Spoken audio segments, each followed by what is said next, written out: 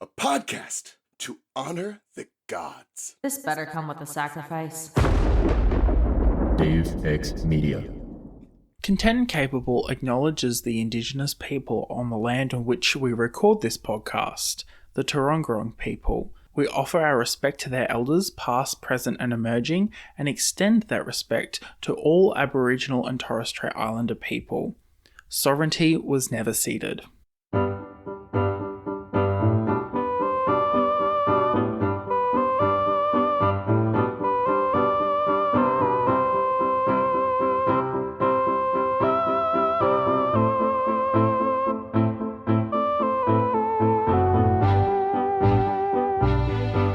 Welcome to Contend Capable, where we do celebrate Pride Month, but Sam is completely disorganised and likes recording during Pride Month, but not publishing the episode during Pride Month because he's Sam. I don't know, there's nothing else to do.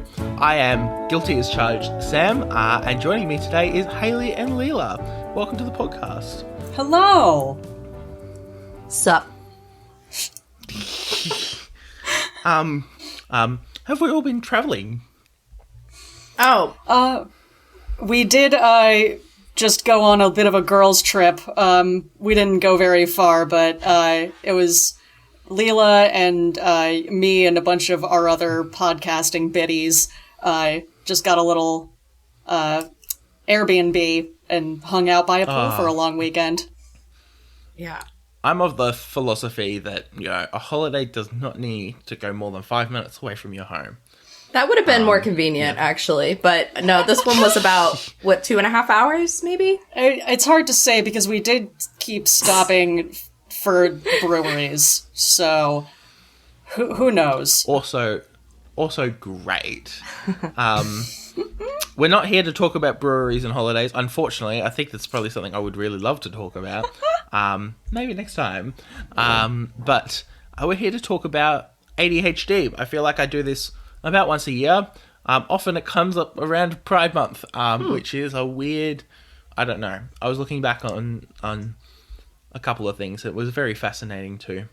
I think that I think that there's some overlap in that Venn diagram for sure. Yeah. Just a little. It's not quite a circle, but it is kind of an oval. It's two boobs and a push-up bra.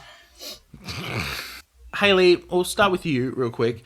Did you want to quickly give a really brief summary of how you were diagnosed with ADHD? Yeah, I can condense that. It was about 9 months. So I can't really speak for how it goes in other countries with other healthcare systems, or functioning healthcare systems. But here, getting diagnosed as an adult is incredibly difficult. I didn't realize that I had ADHD until pretty late in life. I was about 28, 29. So I tried getting a psychiatrist, and the psychiatrist gave me an interview and said hey, it seems really likely that you have it, but I can't, I'm not licensed to do testing for adults, only kids. Which is kind of a recurring problem with ADHD. A lot of stuff is geared toward, just assumes that you're a parent with children with ADHD who's trying to cope, and not a whole ass grown adult trying to cope with it yourself.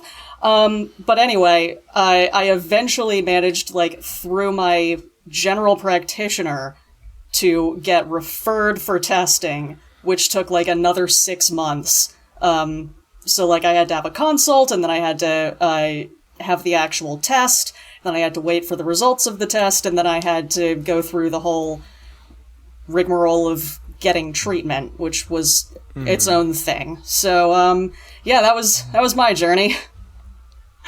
Yeah, it's fascinating. I think so many people, especially, at least what I've seen online, have, as adults kind of realized, I might have, ADHD in some form, and the system kind of hasn't kept up with realizing the fact that, way more adults are being a little bit more self-conscious about, the way that they mentally process things. Yeah, definitely. It also relates to, the different types, because more and more is being understood about ADHD-I, which is like, there's ADHD-H, ADHD-I, and ADHD-C currently. So that's hyperactive type, inattentive type, and combined type.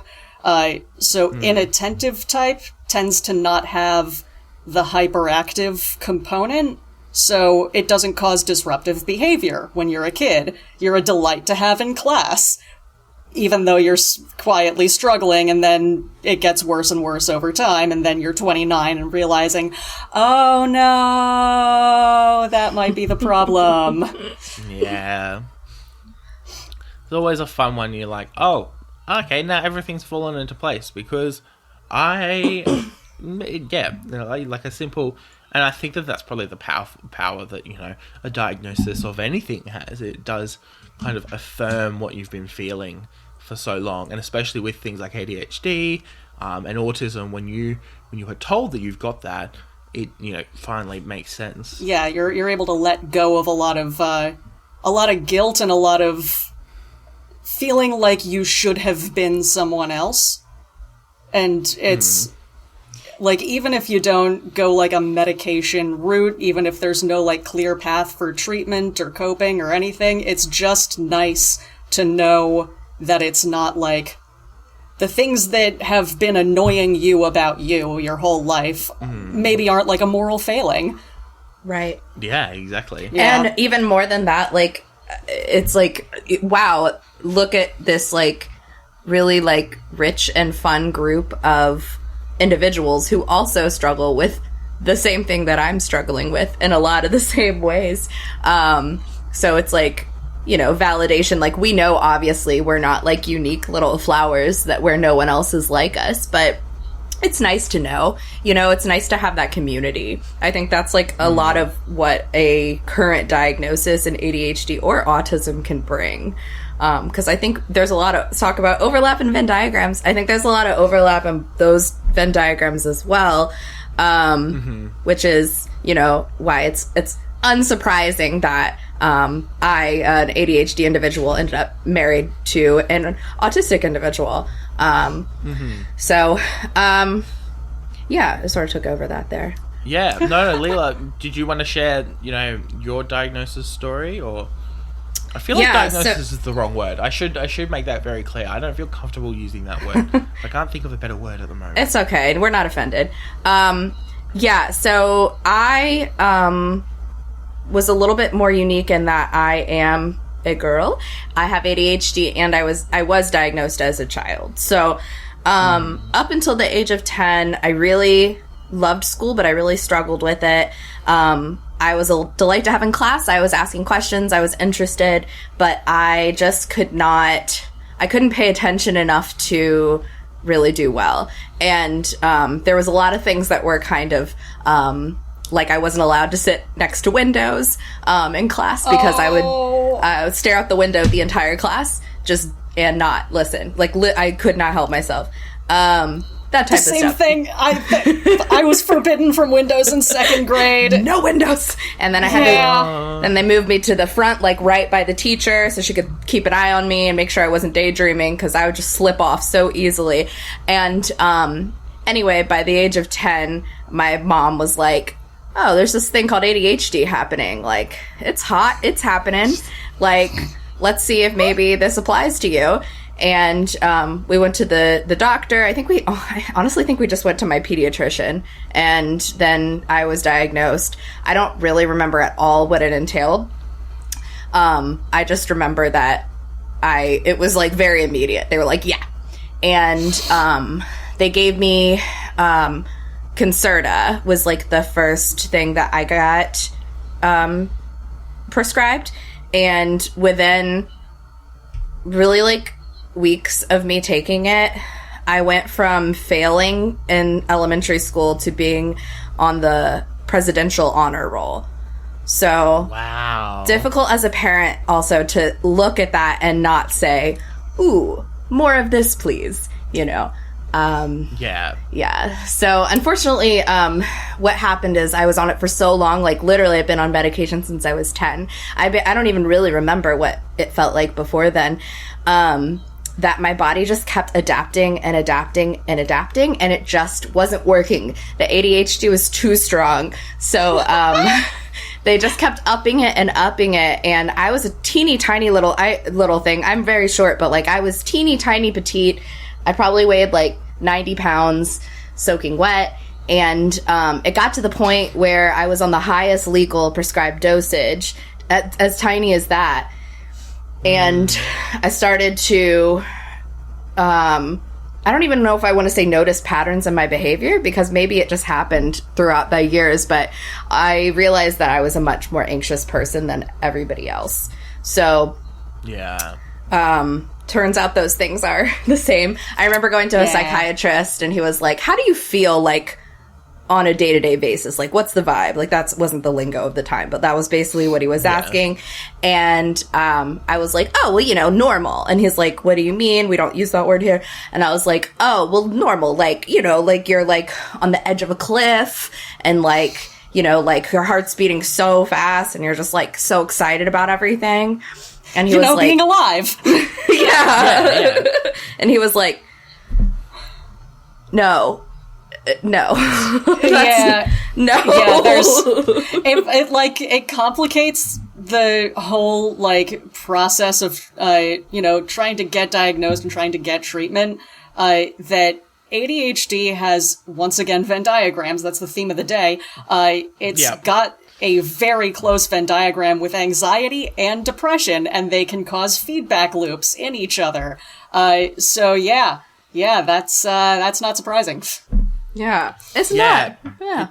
It's very fascinating as well, and I think this is where, like, a lot of people who get diagnosed with anxiety or depression often then, realize that part of that's got to do with an attention deficit, because they're struggling to pay attention to what's going on around them, and then they get anxious because they're not, paying attention, and then all of a sudden they're like, I'm stressed, or, I'm not feeling well. And as you said, Leela, it's really hard to, as an individual, turn around and go, this is not normal, like this is, and it's very fascinating to watch, especially my friends who have ADHD or have anxiety, or myself as well, who has depression, and watch us all kind of do the same thing, kind of, and feel like we're on our own sometimes, because we just forget that other people exist. Yeah, like, it's... With the feedback loop with ADHD kind of goes, like, it depends which of the things is, like, if you have all three, it depends which one's strongest, because that'll usually be the starting point. But with the ADHD spiral, it's, I am going to forget stuff. I just am. And I know that I am. But I don't know what it's going to be. And I don't know if it's going to be important. And I don't know when it's coming, but I do know someone's going to get mad at me about it. Right, so and I do know I'm a piece of shit. Like, the Right. So then inevitably that does happen, and then somebody's mad at you and asking, why can't you do this? Why can't you do that? When you could do that and this over here that should be so much more difficult than this seemingly easy thing. So what the hell is wrong with you? And you're just sitting there like, shit, man, I don't know. What's wrong with me? Me. It vividly reminds me of being in the last year of high school and sitting on the floor of my mother's bedroom crying at a blank Word document for, I think, of all things, it was a religion assignment. A religion, in most Australian high schools is a bit of a pushover. And so you're sitting there, I'm sitting there crying at a blank Word document going, I can't write anything. And I think that's where... a lot of people start to realize you get towards a pointy end of a project or, a series of education. And I said this in a future episode with Taylor, that, it's so easy to forget that, like, every individual person also reacts individually to what's going on around them. Yeah, like, it happens with a lot of people, and this contributes to... a lot of people not getting diagnosed until well into adulthood,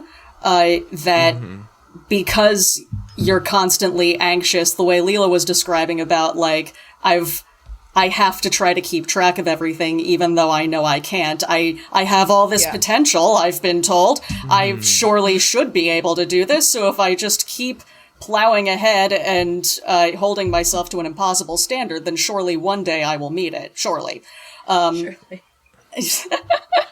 I was so young. So like a lot of people with ADHD, and this goes for autism as well, and anxiety and depression, will be very rigid in their routines and their ways of doing things because outside of those routines, like if I keep my keys anywhere than the bowl that I keep them in by the door, my keys are gone. I'm fucked. I'm fucked. There's like 2 other places they could be. And if they're not in one of those 2 places, then my life is ruined.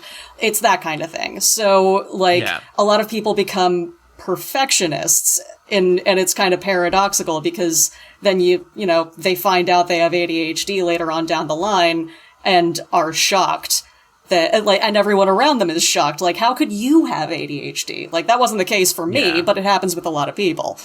Yeah, I actually have OCD as well, and my psychiatrist thinks that is something that developed from my intense anxiety, which is an offshoot of my ADHD. So that's really fun. Yeah. A lot of other things in there, but so that's fun. Yeah. Always fun to add another one to the mix, you know? Of course. And I think that, you know, OCD tendencies and a desire to, you know, make sure a perfect routine is being maintained, it very much reminds me of living in a big family, which I don't know why, but this popped up right as Haley was speaking. I was just like, if we lose the TV remote, we actually don't know where it is. I have turned the TV room upside down more times than I am willing to admit. Looking for the fucking TV remote to kind of go, we want to turn on the TV. And someone's put it in a different spot than where it belongs. And usually it's in a really simple place, but you're sitting there stressing. And I've definitely had my parents come up and go, you better find the TV remote. Like, and of course, like, they're just frustrated because we've lost the TV remote for the upteenth time. But, you know, then you put all that pressure on everyone, and that's a great thing for a whole bunch of children under the age of 18 to try to collectively do. Well, if everyone would just follow my system, surely we wouldn't keep losing the remote, said everybody at the same time, furious at each other. Exactly. Mm-hmm. Yeah. And it's like 7 systems, and like every now and then something will be reorganized. And it's almost like entropy, where Mum will reorganize something, and then it'll slowly transition to the old way it's been organized, because all the children are like, I'm just going to put it back where I remember it belongs. Yeah, force a habit. It's not where it's supposed to be. Yeah. I do a fun one that's like, it's never once worked, but I do this still, where it's like, I constantly lose my keys, right? Everybody loses their keys. It happens. But like, I constantly lose my keys. So I'm like, this time, I'm going to put them in a weird place. And I'll remember that place, because that's weird. Like, why would I put them there? Yeah. And then I'm like, where the fuck are my keys? And it's like, they're in the freezer or something. Like, yeah. Like an insane person. I hate when that happens. Like, it's you, and the worst part is that you remember putting it somewhere that you wouldn't forget, but you can't remember where the fuck that was. It was like, I remember being so proud of myself. Like, surely I'll remember it this time. Mm-mm. I remember telling XYZ that it was in this place, and I showed them where it was, and now XYZ are gone, and I can't figure it out on my own. It's just ridiculous. No, like, there's one of the most annoying symptoms is object permanence. Like, it's not the one that affects your life the most. That would be executive dysfunction, which I can get into in a minute. But there's a problem with object permanence. So if something is out of sight, it is literally out of mind. It no longer exists. If, did you put it in a box? Does the box have a lid? Then whatever's in that box, who's to say? Who knows what it is? It could be Schrodinger's cat for all you know. Alive, dead, I don't know. And then with that, you also have environmental blindness. So if something has looked the same for a really long time, if you've had, like, the same note reminders on your fridge for a certain period, eventually you're just they're going to become part of the background, and you stop seeing them, and they no longer help. So, like, there's this delicate balance to maintain between consistency and not being too consistent so that you don't, lose stuff that's directly under your nose. That's I tend to lose object. Go ahead. Sorry, you go, Leela. I was just gonna say, that is, and that's why, like, my home is as messy as it is, always. Like, I'm the worst roommate. I've not lived with one person I've lived only with women outside of Jason, so living with girls is different. Most girls tend to be pretty neat, like, naturally. Like, most women tend towards more neat and organized, like, God bless us. But I am, like, a little, like goblin. Like, I just, like, walk through and I just don't notice. Like, that's the problem, is, like, and then it always comes off as lazy. Like, it always comes off as lazy. And or entitled or inconsiderate. Sure. Yeah. Well, you left these cups out because you were expecting me to get them. And I'm like, no, I left those cups out because that's where they were, and I stopped seeing them. Yeah, right. What cups? Yeah. Or you put them in the sink to put them in the dishwasher, but the dishwasher was clean, so you put them in the sink, and then someone emptied the dishwasher, but you didn't think about the fact that you forgot that the cups were in the sink. Yes. And you should have put them in the dishwasher. Exactly. These are things that normies just they just know to do. Yeah. The way that I like to explain the feeling of living with ADHD is like, that feeling when you walk into a room and you stop and you're like, what the hell was I doing in here? I know I'm in here for a reason. What the hell am I doing in here? And, like, you turn around and you go back and you see the thing that, like, oh, right, I had that book open and I needed to go and get my reading glasses or some shit. And then you go back and you find them. With ADHD, it's, like, that's every minute of every day. Like, it's anytime I switch tabs on my internet browser to, like, go get a piece of information to do a task for work, I'm in danger of forgetting what's going on. Like, my equivalent of the walking into a room and forgetting what I was doing there is walking into a room and looking around for something to do because I've already forgotten that I went in there for something. So I'll just stand there being like, man, I should really clean off the couch, huh? No, you were there for your phone charger. Which I will remember in 3 hours when I see that my phone is dead. Yeah, exactly. No, I've been, when I get stressed, I often really struggle with object permanence. And the last few weeks have been mildly stressful. I would say my stress levels are way further down than they have been for the last 15 years. But, the object permanence thing that I've been really struggling with is my wallet, because I'll make sure I've got my phone, and I'm really smart sometimes. I'll put my wallet in my bag that I take to work, but then I'll freak out because then I go to walk out to grab a coffee, and I do the whole, check my pockets, make sure I got keys to the office and my wallet and my phone, and I'm like, shit, I don't have my wallet. Luckily, most of my wallet's on my phone anyway, but, I was just like, did I take my wallet to work? I don't remember taking my wallet to work. I wonder where it is. And then that mild panic, you go, did I drive to work without my license on me? And I think that like, it's like, ooh, I've been illegal. It's a little bit of a rush, huh? Living life on the edge. It's a terror rush, yeah. Yeah, it's very, like, I've definitely, I have had that moment of panic and found that I did, in fact, leave my wallet at home. More than once. It's not a good feeling. Yeah. But should we, like, get into the actual, like, mechanics of what happens with ADHD? Like, I think I can summarize it. We should. Yeah. Yeah. Okay, so, I should have looked up his name before we started. I totally forgot to because, well, ADHD. But there's an expert on ADHD who, like, he has a lot of, there's a lot of videos, especially on YouTube, of this guy talking about it, going back, like, 15 years.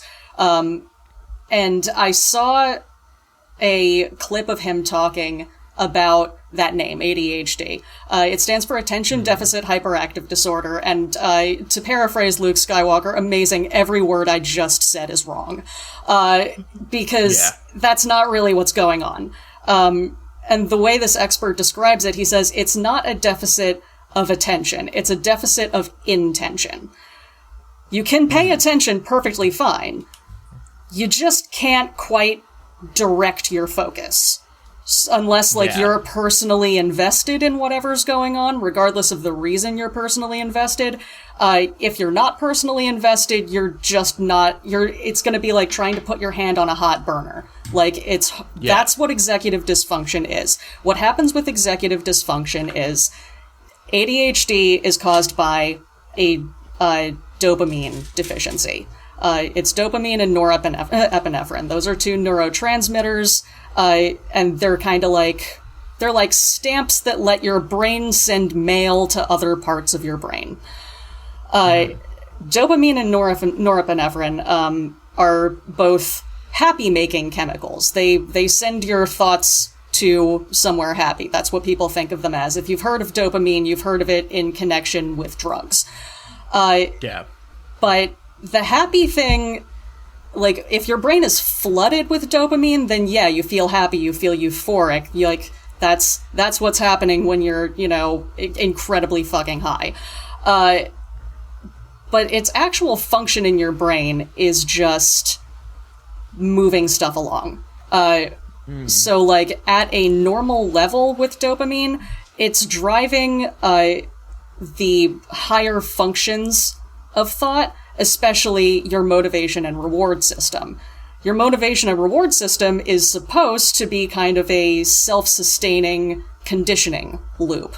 So, if you have a task to do later this afternoon, you have all afternoon to do it, but you know what? I want to have the rest of that day to myself, so I'm going to just start on this task as soon as I have as soon as I'm free to start on it, and then as you start on the task, dopamine is kind of triggered in your brain, and it starts your motivation system. It gets you to every step in the task, and then you finish up. And as a reward, it gives you a little shot of the good stuff. It basically microdoses your brain on heroin to condition you over the course of your life into thinking, maybe I don't want to do this task, but I'm still gonna get something out of it.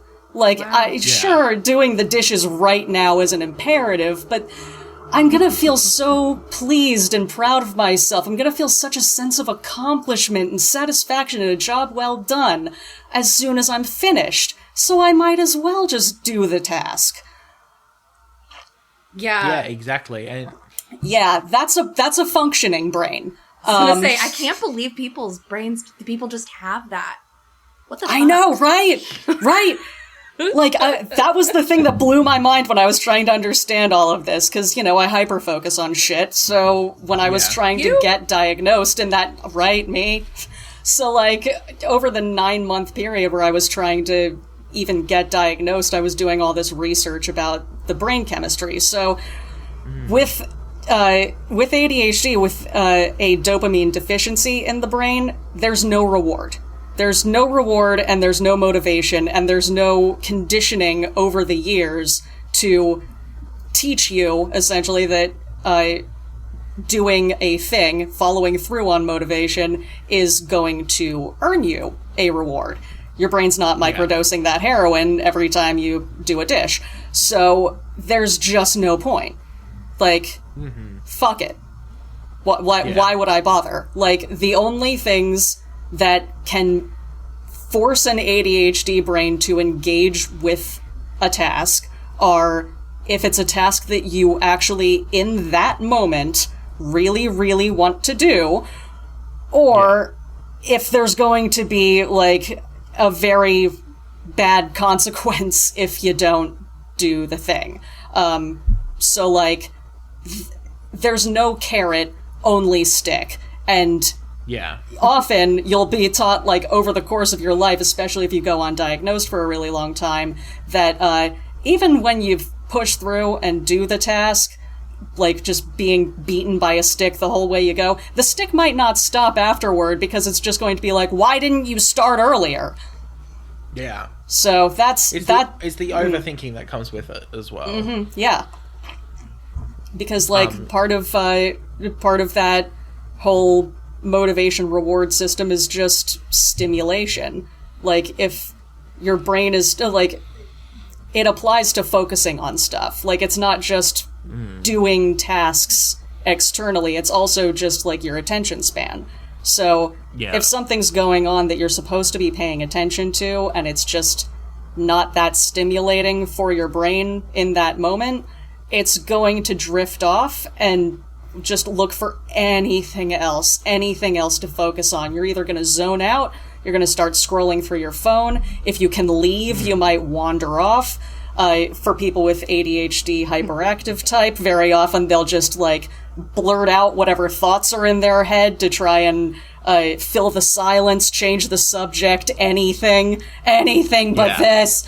Like that's kind of, and like I said, it's trying to do otherwise without a good incentive really does feel like trying to consciously put your hand on a hot burner on a stove. Yeah, it is it's not a fun experience at all. Yeah, so that's what's going on. And like understanding all of that is kind of, and like it does, I'm definitely oversimplifying stuff. I am not even kind of a neurologist. I don't understand chemistry at all.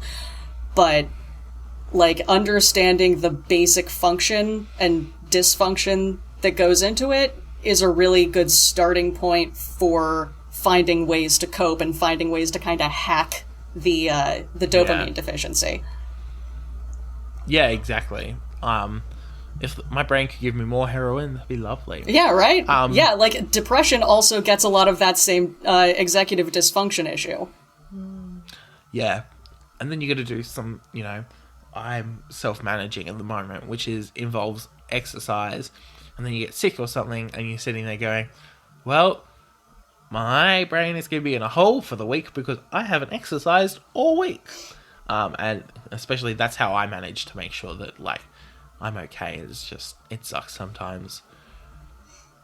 Yeah. I think like the difference for me for that thought, how that would go in my head is like, I need to exercise. Like, I know I'll feel, it's what I'm supposed to do. I know, like, physically I'll feel better about myself having exercised. And I know it's something I should be doing. It is the right thing to do. But then it's like, it's just so hard to get. It's hard. You can have an idea, but then like to get from that idea. There's so many steps. There's so many steps between I should and I am.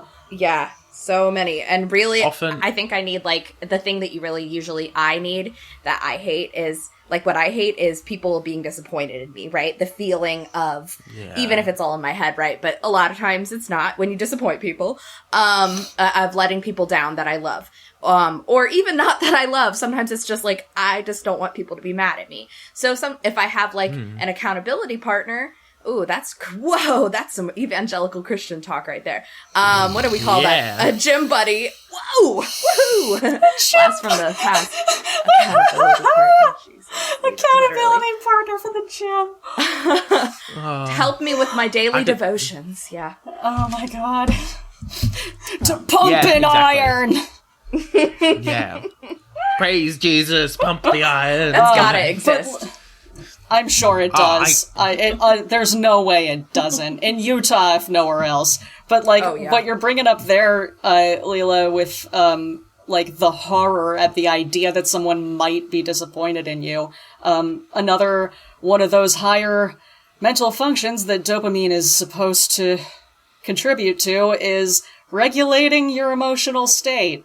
So there's a lot of, like, as you grow into an adult, like, you figure out there are certain behaviors that are and are not good and acceptable. Some things are going to annoy people, some things are going to hurt people, so maybe don't do those things.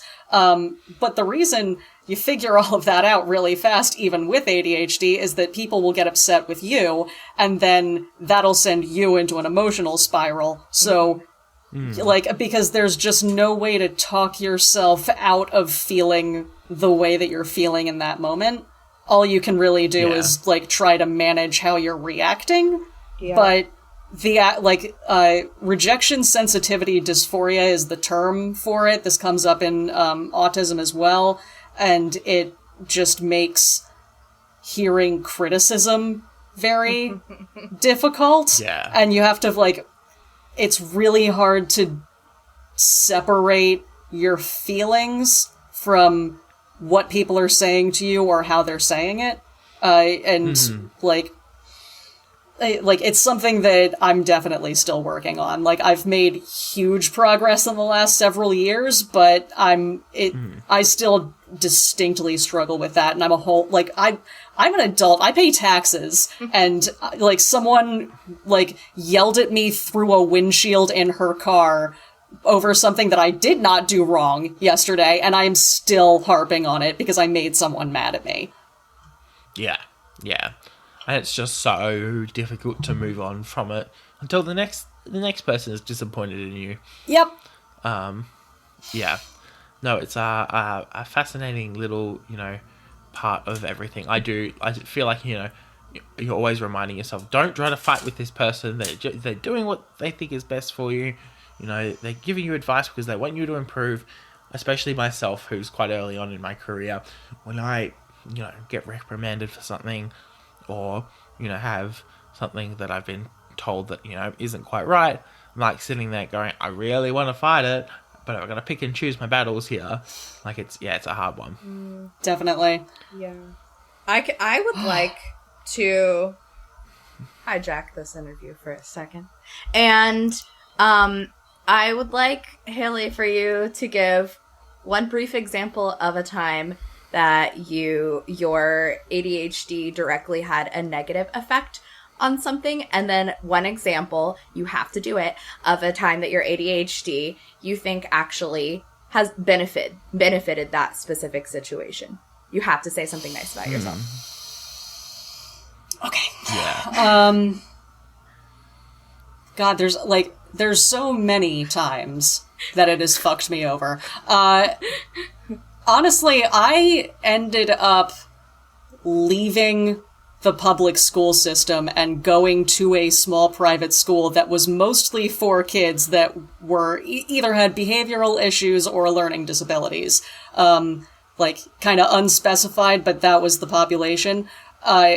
So that did ultimately have, a good effect on my life, but the year or two leading up to it was, on a daily basis. I would go through my backpack every couple of months and find homework that I'd never turned in, whole projects that I never finished.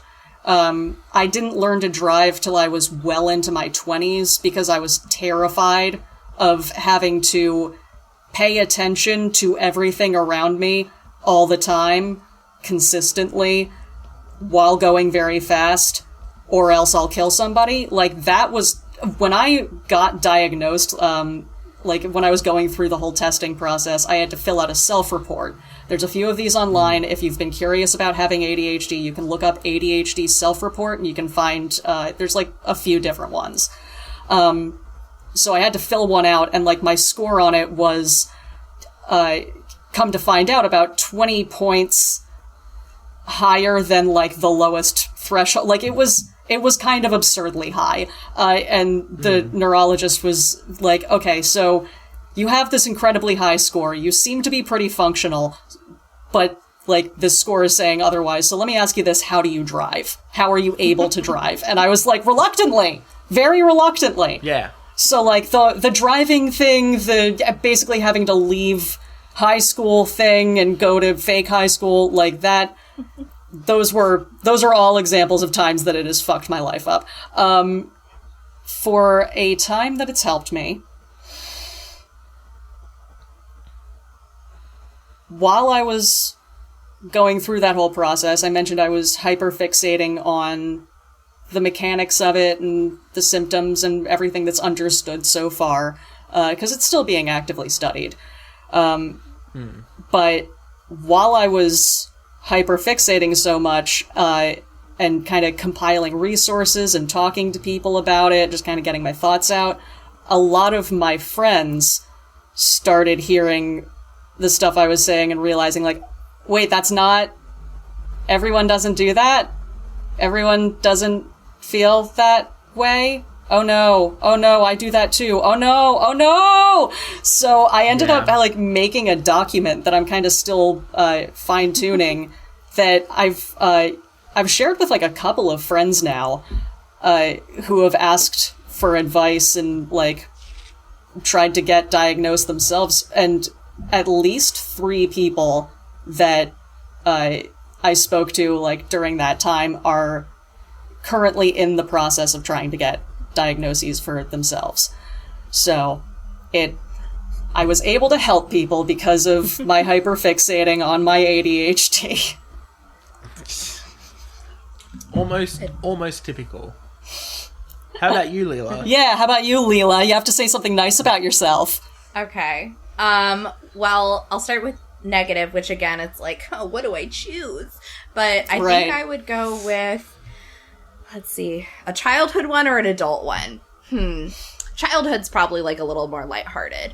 I remember the first time I feel like I got really, like, I really realized how it would affect my peers and not just, like, my mom and dad being mad at me, was when I was riding the bus with my best friend / recently, with my bisexual awakening, found out also my first crush, Lauren Baker.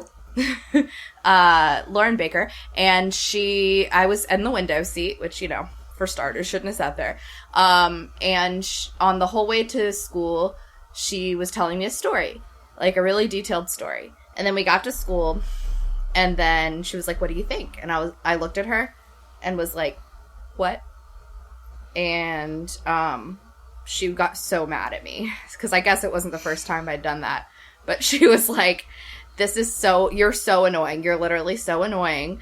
I have to tell you my stories like 3 times. Why don't you listen? Like, why can't you pay attention? Mm-hmm. You're so annoying. It's not fun to hang out with you. Like, pretty much like that. And so that was the point where I was like, oh, okay, I guess it's like a real problem. And it was probably close to after that I got my diagnosis. But so a way it's helped me, and I'm realizing now that wasn't lighthearted, that was horrifying and traumatizing. A way it's helped me, okay, when I was in high school and middle school, actually, I was in several different bands, and I was always the lyricist, and usually played an instrument like keyboard. And I think in music, my ADHD has helped me a lot. Because I found when I was in bands that lyrics were just like, first of all, I was pubescent, so I was like extremely emotional and felt things so deep already. So lyrics were just coming to me like left and right all the time. And I just like, I dreamt in songs. I was overflowing with songs. And I could really, like, we could do it both ways. I would write the whole song, the music as well, and then teach it all to them, or they could write the entire song with no words and show it to me, and I could just write lyrics to it. Which I remember the boys acting, there's like, it's always boys in the bands, but I remember the boys acting really impressed by that. And I was like, anybody could do that. But I don't think so. I think it's because I have so many thoughts cycling through my brain all the time. Yeah, no, not everybody can. Speaking as someone who absolutely could not do that, I absolutely could never do that. I don't know if I could do it anymore, but it was perfect for that moment. So that's a moment where it's helped me. Yeah. Yeah, I always find as well, like, I've spent enough time with musicians that people with autism and ADHD often end up, in, bands and bits and pieces, because it does it is an outlet for them that, like, they can really hyper focus on what they're doing, and perfectionist, and like just making sure everything is perfect, and think about like 7 different things at once. I know a lot of conductors of like orchestras and things often have, ADHD or autism or both, and they use that to their advantage, basically. Yeah, like when you are engaged with something with ADHD, like when it's something that is fascinating and stimulating to you and like you're fully in it, like it's tunnel vision. It, like, nothing matters except that one thing, and like doing it as perfectly as it could possibly be done. Which, like, sometimes turns into a spiral of its own, and you end up kind of looking like you're trying to solve a conspiracy with little red strings. But it's fun when it's happening. Yeah, it's because you're like, wow, who is this person talking? Like, I know I'm good at this, and it's I think that it's just because our society is not. We're not built to understand, like, neurodiversity. And so I'm thinking all the time, like, my coworkers are constantly leading meetings and crushing it. Like, they know what they're talking about. They have notes. They have everything pulled up that they need. They're organized. They're not stalling. They're not making awkward jokes to silence. Like, they're not being inappropriate because, like, no one's talking and someone has to fill the silence. Like, yeah. But it turns out, like, maybe when you're talking about something like transitioning over to a new healthcare provider, that's like boring as sin. It's hard to even enthuse yourself about that. So it's like really difficult. Yeah. So I don't know. You really have to kind of hype it up, or find something that you are that you really care about. I think it's harder for us to fake it till we make it. Yeah. No, it really is. Like, I mean, I read that description of, like, it feels like if you tried to make yourself put your hand on a burner. I read that somewhere online, and, like, it's kind of my favorite analogy because that really is how it feels to push through. It's like trying to convince yourself, like, nah, bro, it'll be great. It'll be so great burning your hand. No, you can do it. You can't. There's nothing stopping you. Yeah. There's nothing stopping you. Yeah. Because the motivation... Except for pain! Yeah, well, because the motivation is typically not like, this is good for me. It's typically, if I don't do this, then all of these people will be mad at me. Or, like, if I don't do this, then I'm gonna, like, look so stupid in front of all these people and they're gonna talk about me. Like, which is, like, perhaps not the healthiest way to motivate yourself to do literally everything in life. But, So, no, like... Yeah, it definitely starts, like, a negative cycle of thoughts and emotions, which, especially when people then do eventually get upset at you, inevitably, for something, you then kind of spiral out of control. Yeah, absolutely. So is this a good point to get into some coping mechanisms? I was going to say, is there hope? Let's do it. Like, what do we do? What can we tell the listeners? Well, I mean, as I've said, there's self-reports online that, like, you can absolutely access if you're curious about yourself. They aren't going to do anything for you, but if you score high on one, that might be a sign that you should take steps to maybe seek a diagnosis. There are medication options, as Leela mentioned earlier. Some medications are stimulant-based, and they basically... if your brain can't make its own dopamine, then store-bought is fine.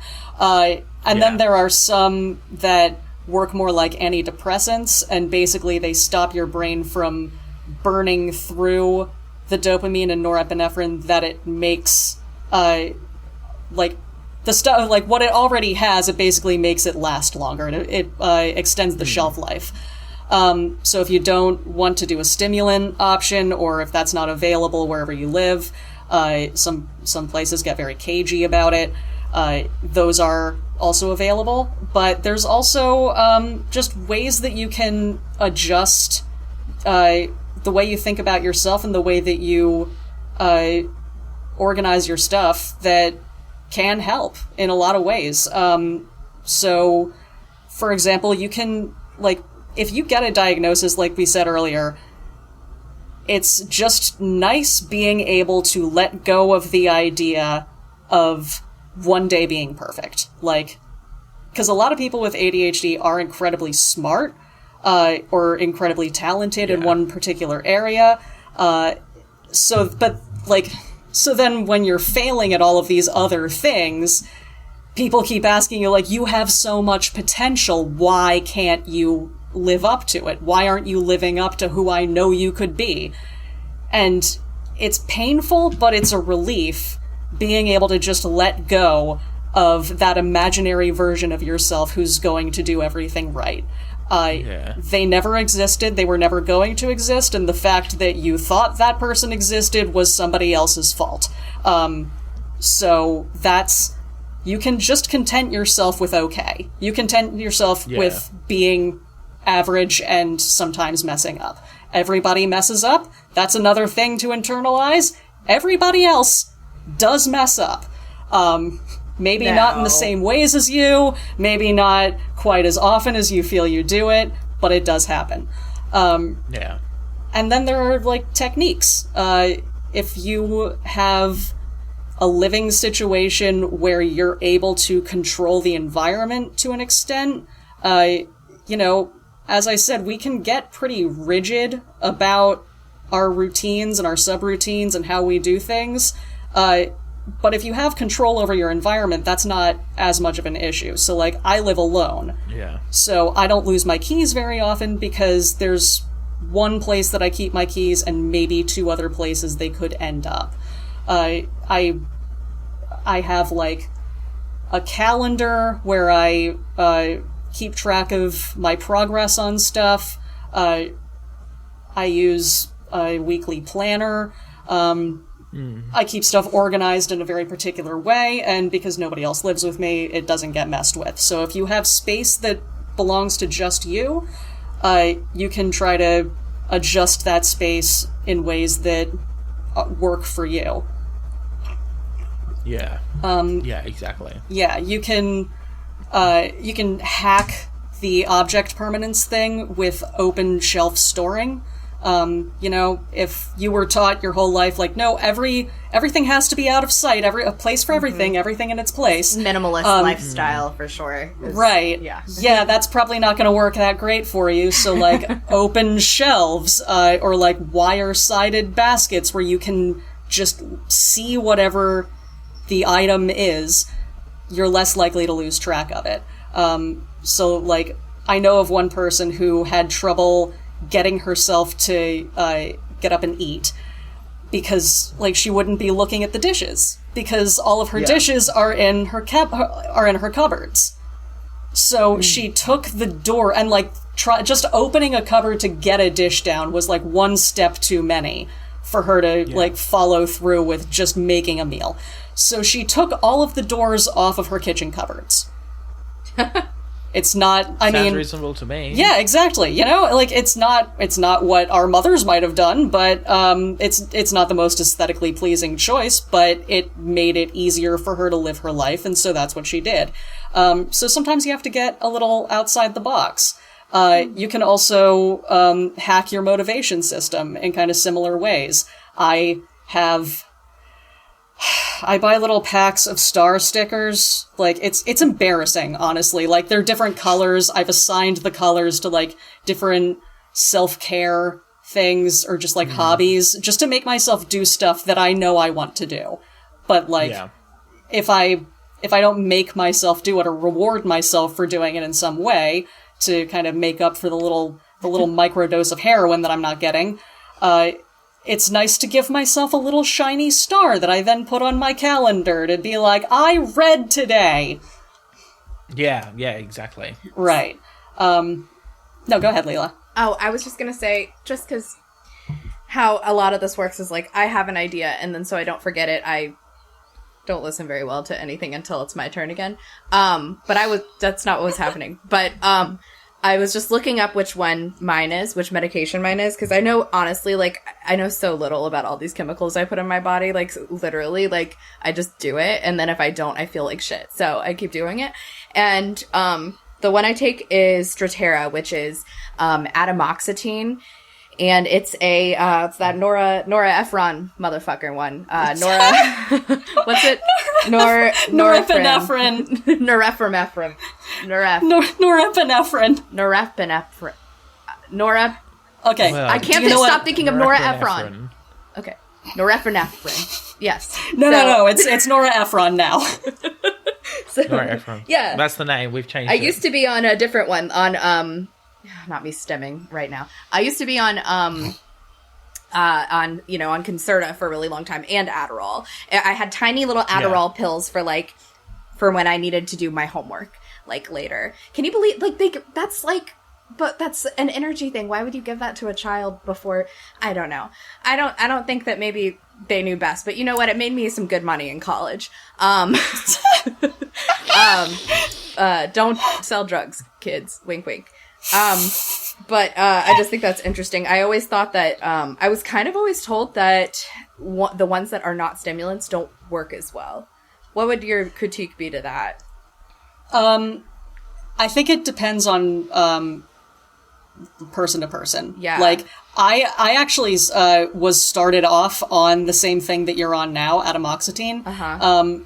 And because the doctor that I was with at the time was very anti-stimulant. There's a lot that goes into all of that, but basically it when we were growing up, Leela, the medical community was in a moment of miracle drug, prescribe it to everybody. I almost said a sign. Yeah.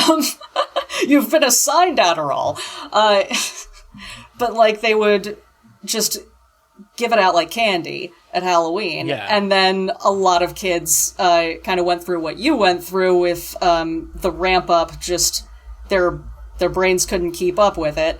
So they've now started kind of scaling back prescriptions because it is a stimulant. Adderall is like diet meth. That's it's an amphetamine. Yeah. It is an amphetamine. So that's what I'm on. I'm on a generic version, and it works great for me. Because when I first started on the atomoxetine, part of the problem with those is that they take a few weeks to actually work because they're just making your brain not burn through the chemicals it already has quite as fast. Yeah. So you do need a couple weeks of ramp up, but in the couple weeks of ramp up, I slept maybe 8 hours in 3 weeks. Wow. Yeah, it was bad. That shit was poisoning you, man. I remember that. Yeah, so it super did not work for me, and it was also really expensive because my insurance wouldn't cover it for some reason. What insurance doesn't cover Adderall? What the fuck? God damn. No, it was the atomoxetine. Oh, that's right. I remember. Right. So then I ended up with a different doctor who had a different attitude, and I've been on a type of Adderall for a couple years now, and so far so good. I'm on kind of the average dose for an adult, so I haven't had to up it. There are a couple of different kinds, so one will sort of keep burning in your system all day, and there's one that kind of putters out after about 6 hours. The extended release one, the one that keeps going all day, that one was causing some insomnia as well. Not as bad as the atomoxetine, but my sleep schedule was kind of fucked up. But with instant release, which is just the 6 hours, I'm able to kind of control when I taper off a lot better. Yeah. So again, which one works best for you is just going to depend on your brain, your chemistry, who you are, what kind of life you live, and what's most convenient.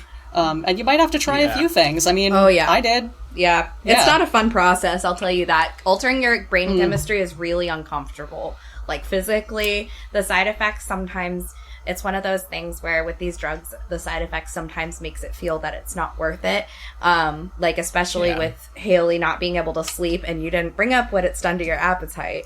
That's always been concerning to me. Yeah, no, the Adderall will kind of make your stomach just like not register hunger. Yeah. So for the first like year I was on it, I lost a lot of weight. And she's a small woman to begin with. There wasn't a whole lot there to lose. So it was worrying. But that was part of the reason that I switched to the instant release instead of the extended, because the extended, since it was staying in my system all day, when I took it, I just, all right, well, 12 hours, we're just not going to eat. Why would we? I'm not hungry, I'm invincible, I'm immortal. Why would I could keep going forever? when I can be successful at this task? Yeah, exactly. Yeah, it's kind of 80s businesswoman on coke kind of situation. I do want to clarify that despite all of the horror stories about these medications that we've just told, despite what it does when I don't take it, which is I get horrifying withdrawals. Medication has saved my life. I really think that I truly think that I would not be. I mean, I'm a manager. I'm in healthcare management. I literally fell into it. Don't know how, but here I am. And I could not do what I do if I had not been taking medication. I don't even think I could maintain friendships well, and that's my favorite thing in my life. I don't think that I would have successful relationships. It truly, I feel has saved my life. I say this because definitely. I do think there's a lot, even some of my own friends who are very anti-medication and anti-big pharma, which we all should be, right? But what are we going to do? Yeah. And I don't disagree with any of that. It's just like, I think sometimes especially when you haven't had to struggle with this type of mental illness, it's easy to have those kind of opinions, but unfortunately for some of us, it's the best option that we have. So like it's finding the right medication is definitely an annoying process, but when you do find the right thing, holy mother of God, it's just like for me, the first time I took Adderall after getting diagnosed, I just realized, oh, this is how everybody else feels. Yeah. Like this is, I'm at the base. Okay, so this is why everything seems so easy for everybody else that I find so hard. It is easy. Fuck you guys. It's like that is something that comes with the diagnosis sometimes, like right on the heels of the relief and letting go of all the guilt of all the things you failed at.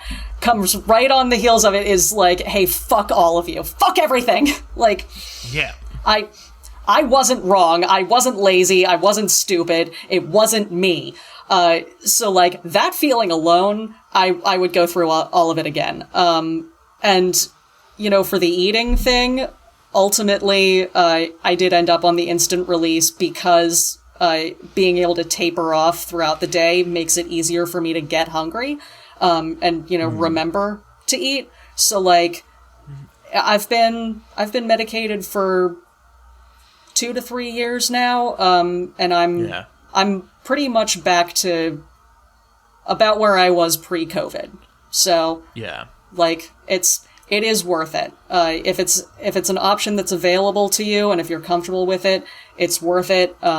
It's not the only, like, it's not going to fix everything. Right. There's still going to be there's still going to be a lot of neural pathways that have already been set. There's going to be a lot of trauma from just stuff that's happened as a result of ADHD and like the behaviors that it's kind of forced you into. Yeah. A lot of people find therapy very helpful, like talk therapy. A lot of people find cognitive behavioral therapy incredibly helpful.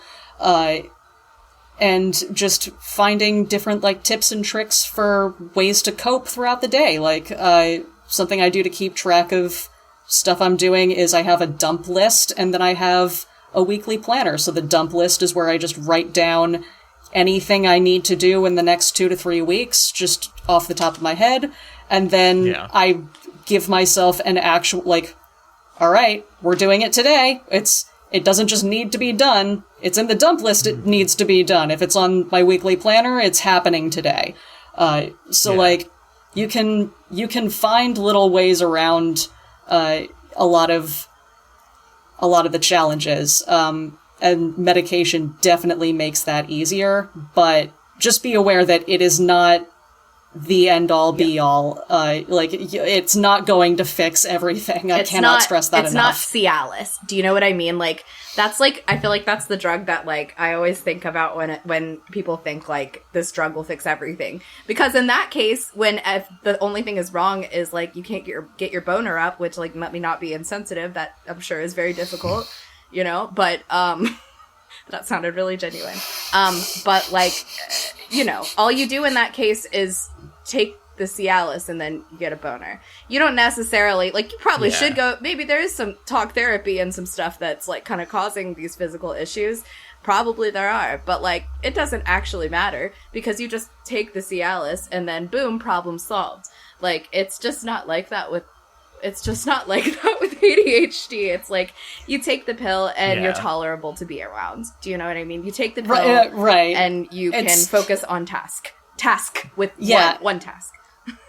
Right. Like, it puts dopamine into that motivation reward system, but, like, you've already missed out on a lot of the conditioning that other people get, where, you know, their brain just naturally goes through that process. So, like, you kind of need to, especially if you're diagnosed as an adult and, like, start treatment as an adult, you kind of have to learn all that stuff from the beginning and kind of reset the way that your pathways work so that you're not, you know, relying on last-minute panic to get anything done.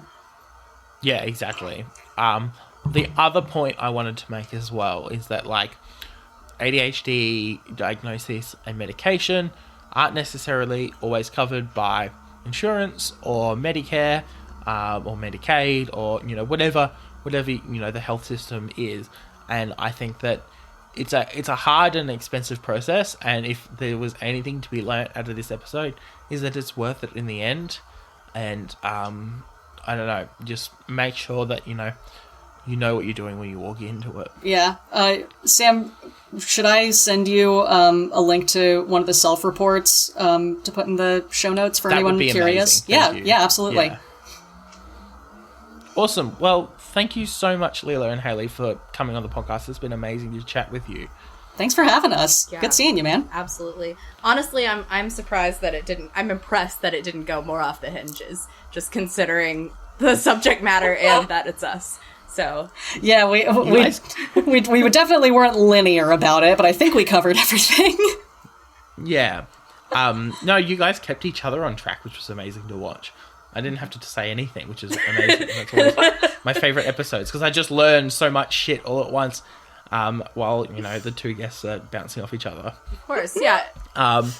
We did it! Woo. Where can people find you guys on the internet? Me currently nowhere. I'm a ghost.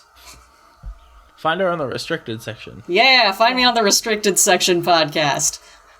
I was gonna say on the Discord.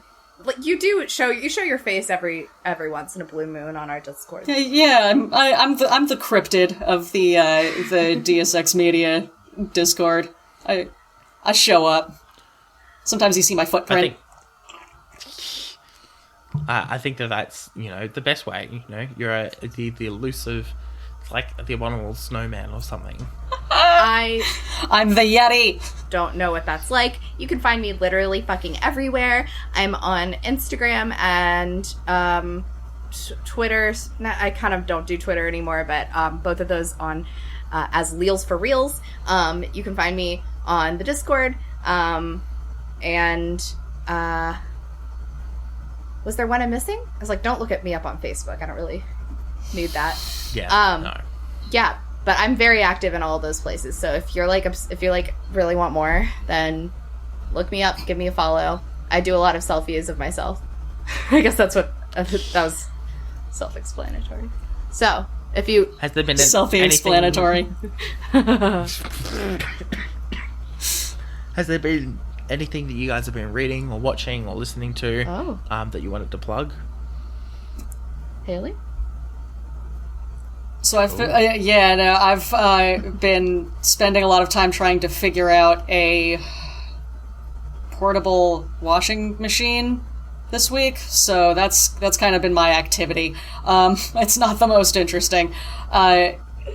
Prehistoric Planet Season 2 is out. Ooh. If you like dinosaurs and Sir David Attenborough being really, really excited about them. Okay, great. I've mostly been watching What We Do in the Shadows and Bob's Burgers just because they make me laugh in these trying times. Yeah. But I'd also like to plug. Nope, that's it. I think that's it. My brain is a blank slate. No, I think that's both great suggestions. I just started What We Do in the Shadows. Oh, good. It's a bit of a slow start, in my opinion, but I'm definitely going to power through. Have you seen the film? No, I don't think I have. Oh, you gotta watch that. It gives you gotta watch the. It kind of like gives context a little bit. Just for like why the show is the way it is. Yeah. Highly recommend. It's very hilarious. If you like that like New Zealand dry kind of bit of humor, which I always find delightful. It's a fucking classic, man. Yeah. It is. It's very, short, sharp, and to the point. Very much like the New Zealand accent. Yeah. You can find me at sam.the.journalist on Instagram and on TikTok. I'm going to plug going and watching your local band, local orchestra, joining one if you've ever played an instrument. A lot of these bands are like really accessible and they're really lovely and welcoming. I think I wrote this suggestion about 4 or 5 weeks ago when we were getting ready for a concert. But go and watch it. Go support your local arts people. The arts always needs more support. What do you? Yes, indeed it does. You're in a fucking band, man? I am. I play trombone in the local town orchestra here. Wah, wah, wah, wah. I know that. Expert in wop wops. Amazing. Well, you're gonna have to like give us a couple wop wops. Are you gonna bring it with you to America this summer? Oh, I don't know yet. Not much room. I'll think about it, but it's kind of terrifying to take an instrument on a plane anyway. Yeah. Actually, that's a good plug. I'm going to put that down there. But there is definitely like many videos recounting how terrifying it is to put an instrument on a plane and what goes wrong, and it's kind of terrifying to watch. Anyway, thank you guys so much for coming on the podcast. It's been a blast. Absolutely. Yes, it has. Anytime. Content and Capable was recorded, edited, and produced by Samuel O'Brien. You can follow the podcast at Content, the letter N, Capable on Instagram, and you can find it on Facebook. You can also send an email through to contentandcapablepod@gmail.com with any of your thoughts, queries, or concerns. The best way to support the podcast is to leave a review on your preferred podcatcher so more people can hear the podcast. The art was done by Opia, and the music was written, edited, and produced by Jason Hilton. Content and Capable is proud to be a part of the Deus Ex Media Network, where you can find a podcast for any of your nerdy interests. Hey folks, Alex and I have been traveling, so there's no new episode today, but don't worry. There'll be one on Friday, I promise. I will make that happen for you. Our schedule's been pretty crazy, and we haven't really had time to sit down to record The Great Divide, but I prepared this little trailer for you guys, and I hope you all like it, so enjoy! Coffee, tea, honor, cabbage. Long ago, the four elements lived in harmony. Then, shit went totally cray when the Avatar attacked. Only the Cabbage Man, merchant of fine cruciferous vegetables, could stand against his trolling. But when the world needed some dank veg, he vanished. 10 years have passed, and my partner and I have started a new podcast. My cabbages! An Avatar podcast. A weekly show about Avatar The Last Airbender. Whether it's Sokka's new line of cologne. Hey, look at you, sitting there on a seal. Well, now look back at me. I'm on an even bigger seal. Now look away. D&D related antics. You have to make an acrobatics check for that, and Aang just like unzips his pants and whips out his d20s. He's just like, I got this. Or randomly breaking into song. Go bending waterfall. We'll stumble our way through the greatest show ever made, one episode at a time. You can reach us at CabbageCast, which is our Twitter, or subscribe wherever you catch pod. Rotten cabbages? What kind of slum do you think this is? Thank you for listening to Content and Capable. Don't forget to rate and review, and we'll see you next week for another episode.